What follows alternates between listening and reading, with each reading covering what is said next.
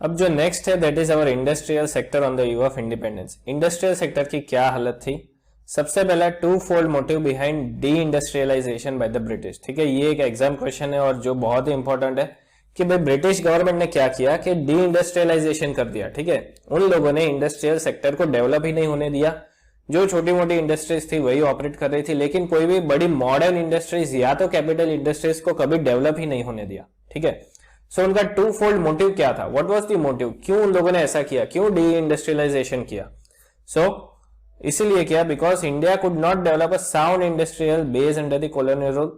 Colonial government followed policy of deindustrialization with to fold intention. ठीक है, दो intention है। सबसे पहला, make India exporter of only raw materials for upcoming modern British industries. ठीक है, ब्रिटेन में जितने भी मॉडर्न इंडस्ट्रीज को वो लोग प्रमोट कर रहे थे, बढ़ावा दे रहे थे, राइट, उसके लिए रॉ मटेरियल्स चाहिए था और वो सारा रॉ मटेरियल उन लोगों ने देख लिया कि भाई इंडिया से ही मिलने वाला है। ठीक है, तो इंडिया को उन लोगों ने प्राइमरी एक्सपोर्टर बना दिया of raw materials.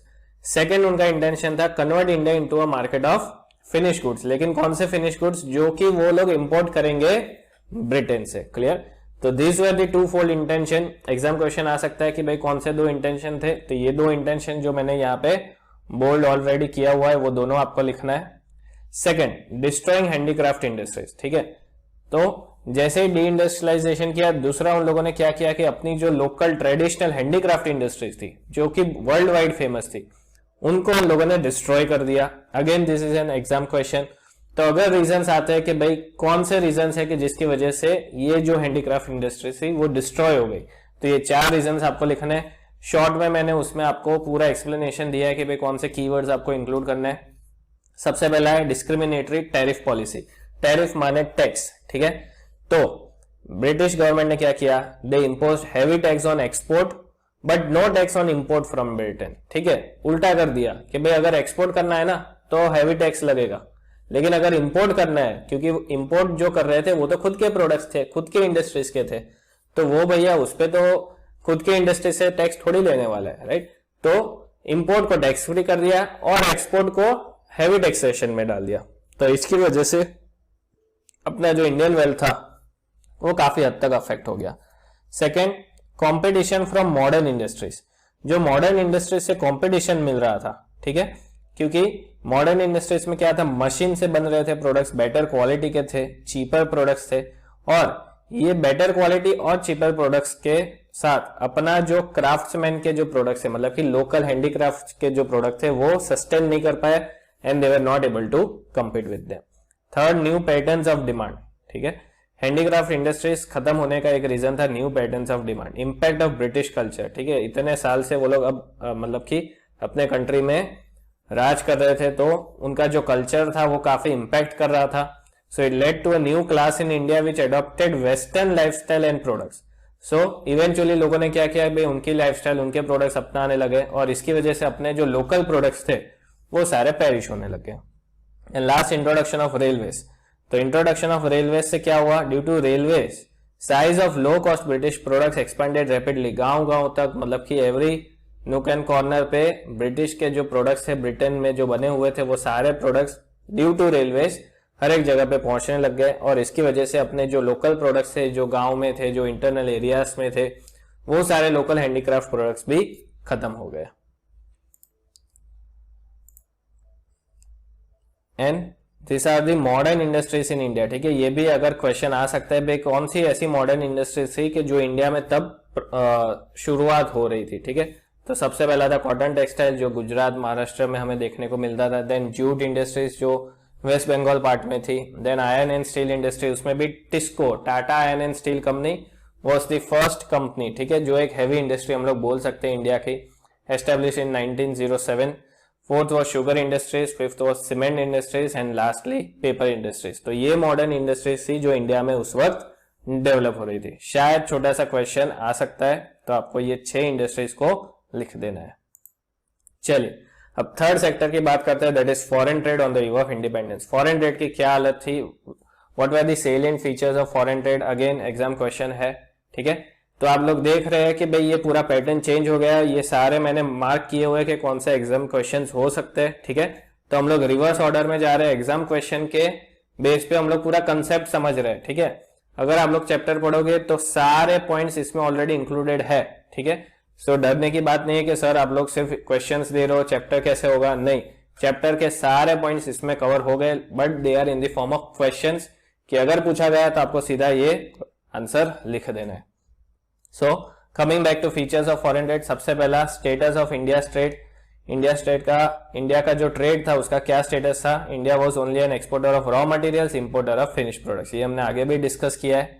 Second, control over India foreign trade. British government ने क्या किया कि इंडिया का जो फॉरेन ट्रेड था उसको दबा के रखा था, कंट्रोल करके रखा था, पूरा मोनोपोली जमा के रखा था, क्योंकि इंडिया से जितना भी एक्सपोर्ट होता था उसमें से 50% प्रोडक्ट्स तो सिर्फ ब्रिटेन को जाता था, right. So now you can understand कि भाई कितनी हद तक मोनोपोली उन लोगों ने बना कर रखी थी, और जो बचा हुआ 50% था वो बाकी सारी कंट्रीज में जाता था, like China, Ceylon and Persia, clear. तो इस तरह से उन लोगों ने अपना एक डोमिनेंस क्रिएट किया था टुवर्ड्स, और we can say on the India's foreign trade. Third and most important, export surplus. इसका शॉर्ट क्वेश्चन भी आ सकता है। एक्सपोर्ट सरप्लस मतलब क्या? सरप्लस मतलब कि जो बचा हुआ है, ठीक है। So surplus was due to export of primary goods. हम लोग इतना सारा एक्सपोर्ट करते थे प्राइमरी गुड्स कि काफी बार क्या होता था कि भाई ये जो एक्सेस है वो बच जाता था, ठीक है। इंपोर्ट कम करते थे, एक्सपोर्ट ज्यादा करते थे। Trade surplus was not used for development of India, instead it was used to meet, ठीक है। तो ये जो एक्सपोर्ट सरप्लस इंडिया के पास था उसका कॉलोनियल गवर्नमेंट ने कुछ बेनिफिशियल या तो कुछ ऐसा फ्रूटफुल यूज नहीं किया कि जो इंडिया के काम आ सकता था, ठीक है। उल्टा उन लोगों ने क्या किया? दो चीजें की। सबसे पहला, administrative expenses of the British government, जो भी उनके एडमिनिस्ट्रेटिव एक्सपेंस थे, डे टू डे एक्सपेंस थे, वो सारे उन लोगों ने एक्सपोर्ट सरप्लस में से कवर अप किए। दूसरा, expenses of war fought bye the British government, ठीक है। जितने भी इनके वॉर एक्सपेंसेस थे, बिकॉज उस टाइम वॉर भी बहुत चल रहे थे ब्रिटिश गवर्नमेंट के इंडिया के डिफरेंट पार्ट्स में, तो वो सारे वॉर एक्सपेंसेस का खर्चा इन लोगों ने एक्सपोर्ट सरप्लस में से निकाल दिया। सो अल्टीमेटली इट हैपेंड कि भाई ये जो एडमिनिस्ट्रेटिव और वॉर एक्सपेंसेस थे, इसकी वजह से अपने इंडिया का जो पूरा वेल्थ था वो क्या हो गया? ड्रेन हो गया, ठीक है। This is again an exam question कि भाई इंडिया का जो वेल्थ था वो किस तरह से ड्रेन हुआ। So this are the two main reasons, administrative expense and war expense led to a huge drain of wealth. It compounded the backwardness of Indian economy. इसकी वजह से क्या हुआ कि भाई इंडियन इकोनॉमी की जो बैकवर्डनेस थी वो और ज्यादा इंक्रीज होने लग गई, क्लियर। बिकॉज अपना जितना भी एक्सेस वेल्थ था वो इन सारी चीजों में वेस्ट हो रहा था। चलिए, fourth is demographic condition. Demographic मतलब कि पॉपुलेशन का distribution. So first census in India was conducted in the year 1881। शायद एमसीक्यू वगैरह में आ सकता है।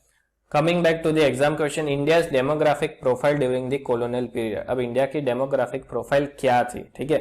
अगर ऐसा क्वेश्चन आता है कि भाई डेमोग्राफिक प्रोफाइल समझाइए with the help of data, तो ये परफेक्ट आंसर है जिसमें चारों पॉइंट्स है और चारों पॉइंट्स में डेटा इंक्लूड किया गया है। तो यस, अगर ये क्वेश्चन आएगा तो 4 मार्क में आ सकता है। First, birth rate and death rate. दोनों बर्थ रेट और डेथ रेट बहुत ही ज्यादा हाई थे तब इंडिया में, and it was a sign of massive poverty. Birth rate approximately 48% था, डेथ रेट भी अप्रोक्सीमेटली 40% था। तो दोनों चीजें ज्यादा थी, डेथ रेट भी बढ़ रहा था, बर्थ रेट भी बढ़ रहा था। सेकेंड, इन्फेंट मोर्टेलिटी रेट, मतलब कि जो छोटे बच्चे होते हैं, राइट, जो with in 1 year he expire हो जाता है, ठीक है। So it was about 218 per 1000, ठीक है, while at present it is only 33 per 1000. So ये क्या अपने को दिखा रहा था? that there was a poor healthcare condition prevailing in our country at that time. Third was life expectancy, मतलब कि एक बंदा कितना on an average जी सकता है, right. So life expectancy was as low as 44 years, जो कि अभी कितना है? 69 years. इससे क्या पता चल रहा था? that there was lack of healthcare facilities and also there was lack of awareness, ठीक है। लोगों में अवेयरनेस भी नहीं थी कि भाई हाइजीन मेंटेन करे, सैनिटेशन फैसिलिटीज होनी चाहिए, राइट। ये सारी चीजें नहीं थी, जिसके लिए लाइफ एक्सपेक्टेंसी क्या थी? बहुत ही कम थी, और इसकी वजह से इन्फेंट मोर्टेलिटी रेट भी बहुत ज्यादा था। And last point, literacy rate. Literacy rate was as low as 16%, बहुत ही कम है for male, and among females it was only 7%, कि जो और ज्यादा कम है। सो इससे अपने को सोशल और इकोनॉमिक बैकवर्डनेस पता चलता है कि जो तब सोसाइटी में था। अगेन इससे हमें जेंडर बायसनेस भी पता चलती है, बिकॉज फीमेल वगैरह को घर पे रखते थे, उनको पढ़ाई वगैरह करने नहीं देते थे, बाहर काम करने के लिए नहीं भेजते थे। इसकी वजह से ये लिटरेसी रेशियो जो है वो सिंगल डिजिट में था, मेल के लिए ज्यादा है, लेकिन still it is very much low, it is only 16%। तो ये हाल था अपना पॉपुलेशन का on the eve of independence. I hope guys you are clear. Now ये एक इंपॉर्टेंट है, the year 1921 is regarded as the year to mark the demographic transition from first stage to second stage। Demographic transition होता है first stage जिसमें कि death rate birth rate दोनों ज्यादा था, और हम लोग उसमें शिफ्ट हो गए टू द सेकेंड स्टेज जिसमें जो बर्थ रेट है वो इंक्रीज होता गया, लेकिन जो डेथ रेट है वो इवेंचुअली डिक्रीज होने लग गया। सो ये कब हुआ, ये ट्रांजिशन कब हुआ, इन द ईयर 1921। ठीक है, ये कोई एमसीक्यू में या तो शॉर्ट क्वेश्चन में आ सकता है। Again, 1921 is known as the year of Great Divide because the population got divided or the transition got divided। ठीक है, फर्स्ट स्टेज से जो हम लोग अभी तक फर्स्ट स्टेज में थे उससे शिफ्ट होकर हम लोग कहाँ चले गए, सेकेंड स्टेज में। सेकेंड स्टेज में क्या हो रहा था, बर्थ रेट इंक्रीज हो रहा था, लेकिन डेथ रेट जो है वो इवेंचुअली डिक्रीज होने लग गया। Next, occupational structure on the eve of independence. Occupational मतलब कि जो वर्किंग क्लास है, ठीक है, पॉपुलेशन कहाँ पे काम कर रहा था। So what were the salient features of India's occupational structure? Again exam question है। सबसे पहला जो आप सभी को पता ही है, एग्रीकल्चर। सबसे बड़ा प्रिंसिपल सोर्स ऑफ ऑक्यूपेशन क्या था, agriculture. 70 to 75% of the population was engaged in agriculture compare to other developed countries. ठीक है, डेवलप्ड कंट्रीज में क्या होता है कि भाई जो एग्रीकल्चर पे डिपेंडेंसी होती है वो बहुत ही ज्यादा कम होती है। ठीक है, लेकिन अपने यहाँ उल्टा था, सबसे ज्यादा डिपेंडेंसी एग्रीकल्चर पे थी, और इसकी वजह से अपना जो इकोनॉमी का ग्रोथ है वो काफी हद तक स्टेगनेंट था। Second, industrial sector, insignificant source of occupation. जितना ऑक्यूपेशन या तो जितना एम्प्लॉयमेंट अपॉर्चुनिटीज इंडस्ट्रियल सेक्टर में जनरेट होना चाहिए था वो नहीं हुआ। Only 9 to 10% of the population was engaged. It was not able to absorb the excess people out of agriculture sector. Agriculture sector में ऑलरेडी 70 to 75% लोग थे, लेकिन वो कभी इंडस्ट्रियल सेक्टर में जा ही नहीं सके, राइट, बिकॉज इंडस्ट्रियल सेक्टर इतना बड़ा था ही नहीं कि वो सभी को एब्सॉर्ब कर पाए और सभी को एम्प्लॉयमेंट अपॉर्चुनिटीज प्रोवाइड कर पाए। So it was a big failure. Third, unbalanced growth, मतलब कि रीजनल इनइक्वालिटी बहुत थी। कुछ स्टेट्स ऐसे थे जैसे कि तमिलनाडु, केरला के, जिसमें एग्रीकल्चर पे डिपेंडेंसी कम हो रही थी। वहीं पे काफी स्टेट्स ऐसे थे जैसे कि ओडिशा, राजस्थान, जिसमें जो वर्कफोर्स है वो एग्रीकल्चर पे और ज्यादा डिपेंडेंट हो रहा था, राइट। तो ये दोनों चीजें कॉन्ट्राडिक्ट है। काफी स्टेट्स ऐसे है कि जिसमें एग्रीकल्चर डिक्रीज हो रहा है, काफी स्टेट्स ऐसे है कि जिसमें एग्रीकल्चर में इंक्रीज हो रहा है।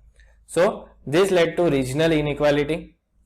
और सेकेंडरी और टर्शियरी सेक्टर्स जो थे they were in their infant stage of growth. ठीक है, इन्फेंट मतलब कि छोटे बच्चे कैसे होते हैं, राइट, वैसे अभी तक वो लोग सिर्फ ग्रो कर रहे थे, राइट, लेकिन इतना बड़ा जो पॉपुलेशन एग्रीकल्चर पे था वो सेकेंडरी और टर्शियरी सेक्टर में शिफ्ट नहीं हो पाया। Lastly we have infrastructure on the eve of independence. अब इंफ्रास्ट्रक्चर की क्या हालत थी, what were the objectives of colonial government behind infrastructure development. ठीक है, उनका ऑब्जेक्टिव क्या था, ये सारे इंफ्रास्ट्रक्चर फैसिलिटीज को बनाने में, ठीक है, या तो डेवलप करने में। This is again an exam question, यहाँ पे मैंने मेंशन नहीं किया लेकिन एग्जाम पॉइंट ऑफ व्यू से इंपॉर्टेंट है। Number 1, railways. So railways was developed to transport finished goods from Britain to all over India in order to expand market। वो लोग क्या कर रहे थे, इंडिया में अपने फिनिश्ड गुड्स जो थे, राइट, उसका मार्केट एक्सपांड कर रहे थे डे बाय डे। अब एक्सपांशन के लिए गुड्स पहुंचने भी तो चाहिए, तो कैसे पहुंचेगा, रेलवेज की मदद से, इसलिए उन लोगों ने रेलवेज को डेवलप किया। Ports, second, ports were develop to handle export of raw material to Britain and import of finished goods. जितना भी एक्सपोर्ट इंपोर्ट हो रहा था ऑब्वियसली उसके लिए पोर्ट्स चाहिए, राइट, सो पोर्ट्स को डेवलप किया। Third, post and telegraph, it was develop to enhance administrative efficiency. जहां पे भी लॉ एंड ऑर्डर का सिचुएशन अराइज होता था, कहीं पे दंगे वगैरह चल रही है, तो वहां पे अगर उनको मैसेज वगैरह पास ऑन करना था, तो इसकी वजह से उन लोगों ने पोस्ट एंड टेलीग्राफ को प्रमोट किया, डेवलप किया। And lastly roads were develop to facilitate transportation of raw material from different parts to the ports. Again ports में पहुंचने के लिए रॉ मटेरियल जो था, ठीक है, वो गांव से, मतलब कि ऑल ओवर इंडिया से आता था। तो अगर पोर्ट तक पहुंचना है तो they wanted some infrastructure for that, तो उसके लिए उन लोगों ने रोड्स को डेवलप किया, बिकॉज रेलवेज हर जगह पे नहीं जा सकता, तो इंटरनल एरियाज में roadways are very much important. और इसी इंटेंशन से उन लोगों ने ये सारे इंफ्रास्ट्रक्चर को डेवलप किया था खुद के पर्पज से, ठीक है।